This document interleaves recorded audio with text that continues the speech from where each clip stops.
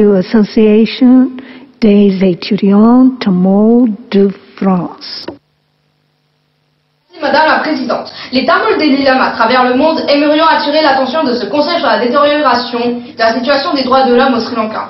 Après le génocide des Tamouls de Lilam tuant plus de 147 000 Tamouls, le Sri Lanka a œuvré pendant 12 ans pour établir un État mono-ethnique, monolingue et mono-religieux grâce à l'utilisation accrue de la rhétorique majoritaire dans la politique gouvernementale. Tout ceci est soutenu par la militarisation et le cycle de violence augmente considérablement le risque de futures violations des droits de l'homme. La surveillance, l'intimidation et le harcèlement des civils tamouls ont conduit à un rétrécissement des espaces démocratiques et à une augmentation des arrestations et des détentions arbitraires. L'utilisation extrême par les gouvernements sri-lankais de l'armée dans de divers services comme l'archéologie, la forestation, la faune et les zones économiques spéciales, sous couvert de loi, facilitent les actes d'oppression raciale contre les Tamouls de l'île.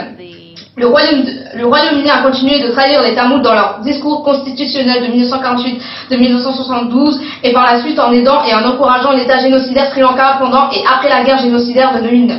En 2021, en tant que porte-plume du corps groupe, le Royaume-Uni a déposé un projet de résolution au Conseil en échouant totalement à appeler à la justice contre le génocide tamoul.